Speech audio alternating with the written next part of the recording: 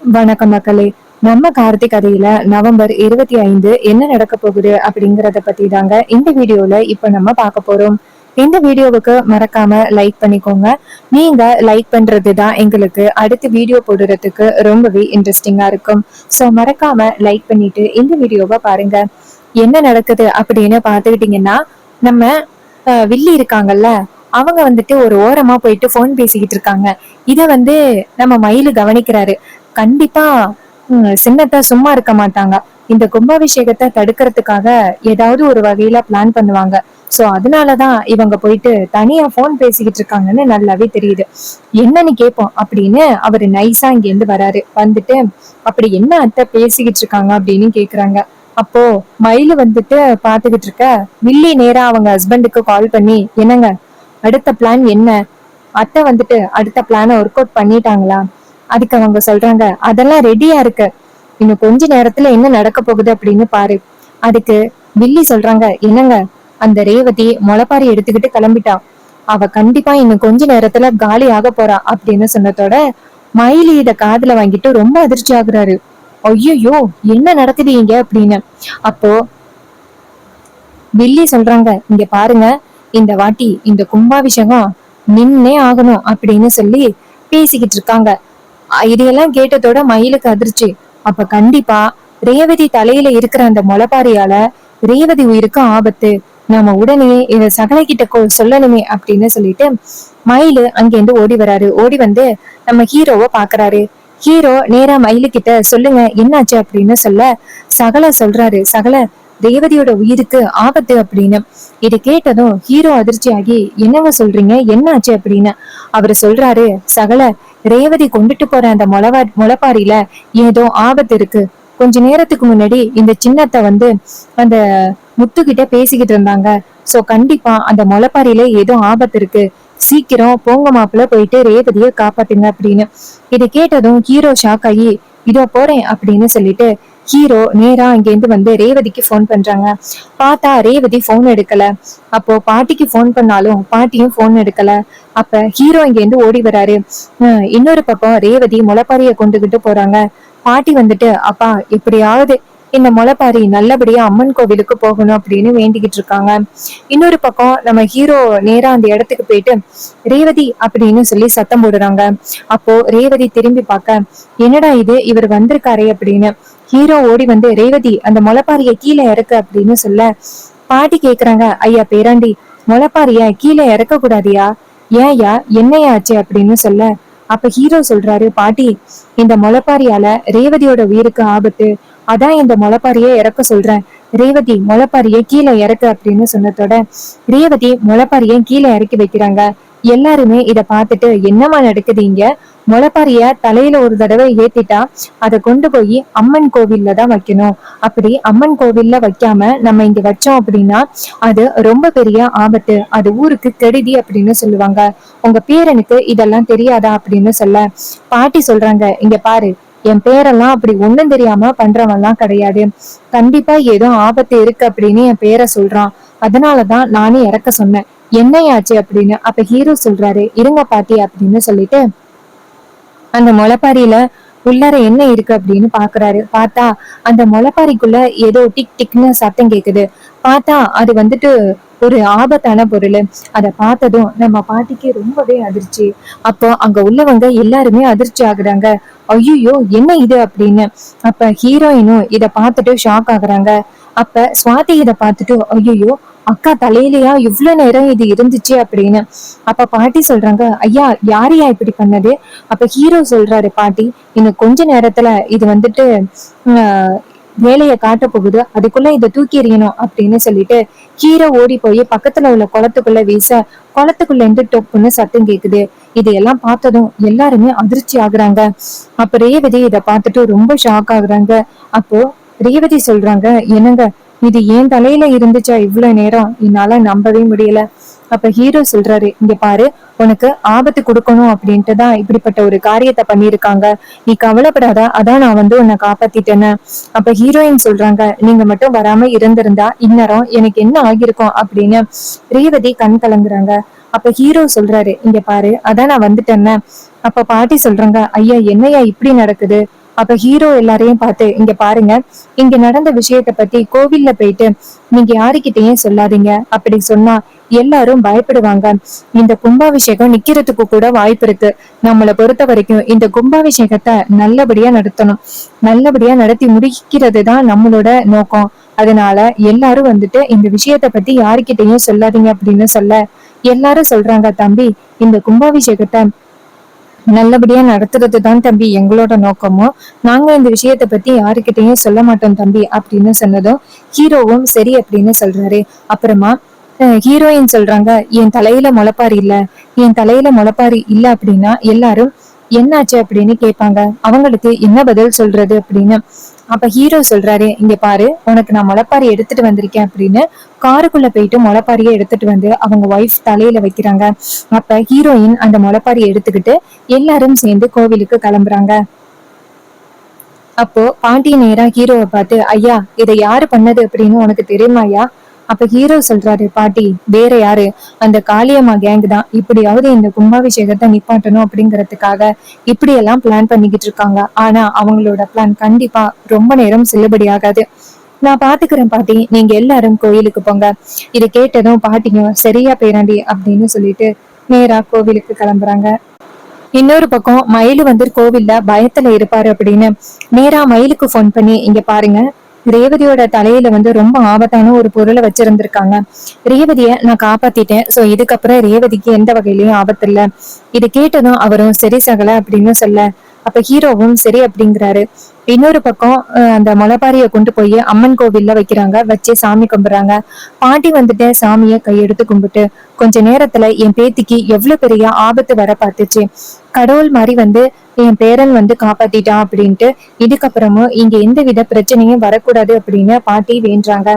அப்புறமா ரேவதி வந்துட்டு கையெடுத்து கும்பிட்டு, எனக்கு எவ்வளவு பெரிய ஆபத்து வர பார்த்துச்சு, அந்த ஆபத்துல இருந்து அவரு என்ன காப்பாத்திருக்காரு, அவரு மட்டும் வராம இருந்திருந்தா எனக்கு என்ன ஆகிருக்கும் அப்படின்னு ரேவதி பயத்துல சாமி கும்பிட்டுக்கிட்டு இருக்காங்க. அப்புறமா எல்லாருமே சாமி கும்பிட்டுட்டு அந்த இடத்துல இருந்து போறாங்க. அப்போ நம்ம வில்லி வந்துட்டு ரேவதி வரத பார்த்துட்டு அதிர்ச்சி ஆகுறாங்க. என்னடா இது, இவ வரா, இந்நேரம் இவளோட உயிருக்கு ஏதாவது ஆபத்து வந்திருக்கும் அப்படின்னு நான் நினைச்சேன். கடைசியில பார்த்தா என்ன இப்படி நடக்குது அப்படின்னு அந்த வில்லிக்கு ரொம்ப ஷாக்கிங்கா இருக்கு. அப்போ வில்லி வந்துட்டு நேரா ரேவதிய பார்த்து, வா ரேவதி, முளைப்பாரி எல்லாம் நல்லபடியா கொண்டு போய் வச்சுட்டு வந்துட்டீங்களா? அப்ப ரேவதி சொல்றாங்க, ஆமா சித்தி, நல்லபடியா கொண்டு போய் வச்சுட்டு வந்துட்டோம் அப்படின்னு. அதுக்கு வில்லி கேக்குறாங்க, சரி சரி. அப்ப ஹீரோயின் சொல்றாங்க, ஏன் சித்தி, முளைப்பாரி நல்லபடியா கோவிலுக்கு போகாது அப்படின்னு நினைச்சுக்கிட்டு இருந்தீங்களா? இது கேட்டதும் வில்லி ஷாக் ஆகி, சேச்சே, அப்படியெல்லாம் இல்ல ரேவதி, சும்மா கேட்டேன் அப்படின்னு. இது கேட்டதும் ரேவதியும் சரி அப்படின்னு சொல்றாங்க. அதுக்கப்புறம் அந்த முளைப்பாரிய கொண்டு போய் எல்லாரும் வச்சு முடிச்ச பிறகு நம்ம ஈஸ்வரி இதையெல்லாம் பார்த்துட்டு நல்லபடியா கோவில் கும்பாபிஷேகம் நடத்த முடிஞ்சிருச்சுன்னா உண்மையான பேரன் யாரு அப்படிங்கறத பத்தி நம்ம தெரிஞ்சுக்கலாம் அப்படின்னு நினைச்சிட்டு இருக்காங்க. இன்னொரு பக்கம் நம்ம ஹீரோ மயிலும் ரெண்டு பேருமே சேர்றாங்க. மயிலு சொல்றாரு, சகல, கண்டிப்பா அந்த காளியம்மா தான் இதை பண்ணிருக்கணும், அவளை விடக்கூடாது, வாங்க சகல, அவளை இப்பயே போய் ஒரு வழி பண்ணிடலாம். இதை கேட்டதும் ஹீரோவும், ஆமா, அன்னைக்கு பாட்டி சொன்னாங்க அப்படிங்கிறதுக்காக அந்த காளியம்மாளை சும்மா விட்டது ரொம்ப தப்பா போச்சு, அந்த காளியம்மாளுக்கு நம்ம யாரு அப்படிங்கறத நிரூபிக்கணும், வாங்க அப்படின்னு சொல்லிட்டு நேரா காளியம்மாளோட வீட்டுக்கு போறாங்க. அங்க நம்ம வில்லி நேரா காளியம்மாளுக்கு போன் பண்ணி, இங்க பாருங்கத்த, நம்ம பிளான் ஒர்க் அவுட் ஆகலத்த, அந்த டிரைவர் பையன் கண்டுபிடிச்சிட்டான் போல.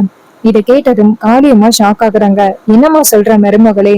அதுக்கு வில்லி சொல்றாங்க, ஆமாத்த, அவன் கண்டுபிடிச்சிட்டான், இங்க ரேவதி சேஃபா கோயிலுக்கு வந்துட்டா, அந்த முளைப்பாரியையும் போய் பார்த்தேன், அதுக்குள்ள ஒண்ணுமே இல்ல, நீங்க வச்சீங்களா இல்லையா? அதுக்கு அவங்க சொல்றாங்க, அதெல்லாம் நான் வச்சுட்டேன் அப்படின்னு.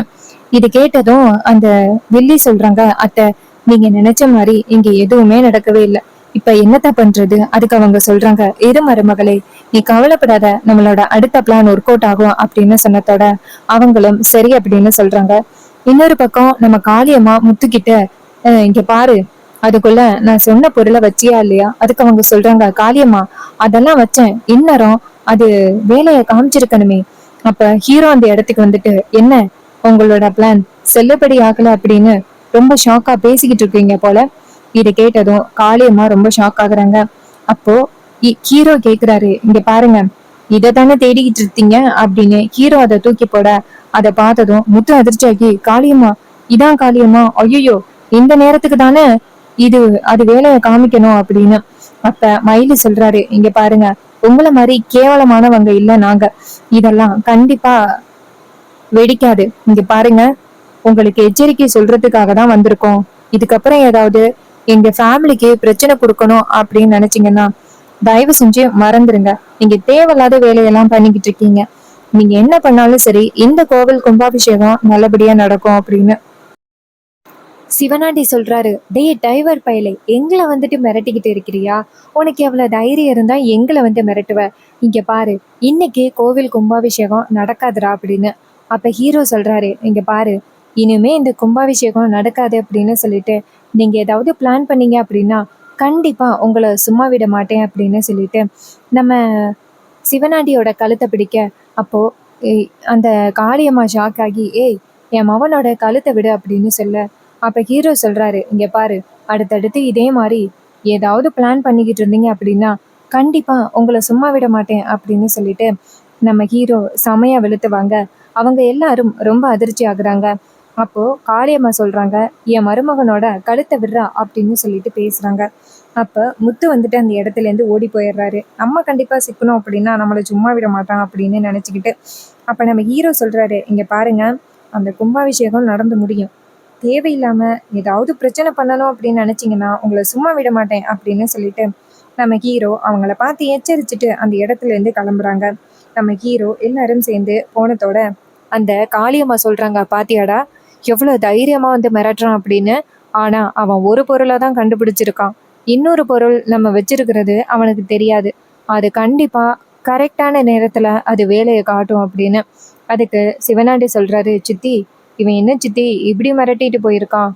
ஒரு வேலை ஏதாவது ஆபத்து வந்துருச்சு அப்படின்னா கண்டிப்பா நம்மளை சும்மா விட மாட்டான் சித்தி. அதுக்கு அவங்க சொல்றாங்க, இங்க பாருடா மவனே, அவன் என்னதான் சத்தம் போட்டாலும் நம்ம பிளான் கரெக்டா ஒர்க் அவுட் ஆகணும். அவன் சத்தம் போட்டா போட்டுட்டு போறான், ஆனா நம்மளாம் அவனுக்காகலாம் பயப்படக்கூடாது, ஞாபகம் வச்சுக்கோ. இதை கேட்டதும் அவரும் சரிங்க சித்தி அப்படின்னு சொல்றாங்க. அதுக்கப்புறம் காளியம்மா சொல்றாங்க, சரி சரி நீங்க கோவிலுக்கு போங்க, அப்புறம் உங்க மேல சந்தேகம் வந்துடும். இதை கேட்டதும் அவரும் சரிங்க சித்தி அப்படின்னு சொல்லிட்டு நேரா கோயிலுக்கு போறாங்க. நேரா இன்னொரு பக்கம் வில்லி வந்துட்டு, ச்சே என்னடா இது, என்ன பிளான் பண்ணாலும் நடக்கவே மாட்டேங்குதே அப்படின்னு நினைச்சுக்கிட்டு இருக்க ஹீரோ டக்குன்னு எதற்கு வந்து நிக்கிறாரு. அப்போ வில்லி கேக்குறாங்க, என்ன வேணும் உனக்கு அப்படின்னு. அதுக்கு ஹீரோ சொல்றாரு, இங்க பாரு, நீ என்ன பிளான் பண்ண அப்படின்னு எனக்கு தெரியாது அப்படின்னு நினைச்சுக்கிட்டு இருக்கியா? இதை கேட்டதும் அந்த வில்லி வந்துட்டு ஷாக் ஆகுறாங்க. என்னடா இது, இவன் இப்படி பேசுறானே அப்படின்னு. அப்ப ஹீரோ சொல்றாரு, வில்லி கேக்குறாங்க, இப்ப எதுக்கு நீ தேவையில்லாம வந்து என்ன மிரட்டிக்கிட்டு இருக்க அப்படின்னு. அப்ப ஹீரோ சொல்றாரு, இங்க பாரு, நீ என்ன பண்ண அப்படிங்கறது எனக்கு தெரியாது அப்படின்னு இன்னமும் நினைச்சுக்கிட்டு இருக்கியா? உனக்கு பொண்ணு மாதிரிதானே ரேவதி, அவளோட உயிருக்கே நீ இவ்வளவு பெரிய ஆபத்தை விளைவிச்சிருக்க, உனக்கு கொஞ்சம் கூட மனசாட்சியே இல்லைல அப்படின்னு சொல்லி கேட்டதும் அந்த வில்லி ரொம்ப அதிர்ச்சி ஆகுறாங்க. ஆகா, இவன் எல்லா உண்மையும் தெரிஞ்சுக்கிட்டுதான் வந்து பேசுறான் போல. சரி, இவன்கிட்ட இதுக்கு மேலேயே சமாளிச்சு எந்தவித பிரயோஜனமும் இல்ல போலயே அப்படின்னு நேரா ஹீரோவை பார்த்து, இப்ப என்ன வேணும் உனக்கு அப்படின்னு சொன்னதோட மயிலு சொல்றாரு, இங்க பாருங்க சின்னத்த, இப்படி எல்லாம் கேவலமா நடிக்காதீங்க. நீங்க வந்துட்டு ரேவதியோட உயிருக்கு இன்னைக்கு ஆபத்து விளைவிக்க பாத்தீங்க அப்படிங்கறது எங்க 2 பேருக்குமே தெரியும். தெரிஞ்சுதான் வந்து கேட்டுக்கிட்டு இருக்கோம். உங்களுக்கு கொஞ்சம் கூட வந்துட்டு மனசாட்சியே இல்ல. கூடவே வளர்ந்த பொண்ணு, அந்த பொண்ணு உங்களுக்கு பொண்ணு மாதிரிதான், அவளுக்கு போயிட்டு இவ்வளவு பெரிய ஆபத்தை விளைவிக்க பாத்திருக்கீங்க அப்படின்னு. அதுக்கு வில்லி சொல்றாங்க, இங்க பாருடா, என்ன பொறுத்த வரைக்கும் என் புருஷன் தான் முக்கியம், அவருக்காக நான் என்ன வேணாலும் பண்ணுவேன். இது கேட்டதும் ஹீரோ சொல்றாரு, எல்லாம் சரிதான், ஆனா இந்த அளவுக்கு நீங்க இறங்குவீங்க அப்படின்னு நான் எதிர்பார்க்கல. அதுக்கு வில்லி சொல்றாங்க, இங்க பாரு, அதான் அக்கா காரிக்கிட்ட கோவில் கும்பாபிஷேகம் முடிஞ்சதோட நீ யாரு அப்படிங்கிற விஷயத்த ஒத்துக்கிறேன் அப்படின்னு சொல்லியிருக்கியல்ல, நீ ஒத்துக்கிட்டேன்னா எனக்கு ரொம்ப பெரிய சந்தோஷம் அப்படின்னு சொன்னதோட ஹீரோ சொல்றாரு, அதெல்லாம் நான் ஒத்துப்பேன், ஆனா உன்னை பத்தின உண்மையை நிரூபிச்சுட்டு தான் இந்த வீட்டை விட்டு போவேன். நீ இந்த வீட்டை விட்டு ஃபர்ஸ்ட் போவ, அதுக்கப்புறம் தான் நான் இந்த வீட்டை விட்டு போவேன் அப்படின்னு சொன்னதோட அந்த வில்லி வந்துட்டு உன்னால முடிஞ்சதை பாரு அப்படின்னு சொல்றாங்க. சோ இந்த கதை உங்களுக்கு பிடிச்சிருந்துச்சுன்னா இந்த வீடியோவுக்கு மறக்காம லைக் பண்ணிக்கோங்க. நம்ம சேனலை சப்ஸ்கிரைப் பண்ணிட்டு பக்கத்துல உள்ள பெல் ஐகானையும் கிளிக் பண்ணி ஆல்ல செட் பண்ணிக்கோங்க. அப்பதாங்க அடுத்த வீடியோ போடும் பொழுது உங்களுக்கு நோட்டிபிகேஷன் வரும், பார்க்கலாம். தேங்க்யூ ஃபார் வாட்சிங்.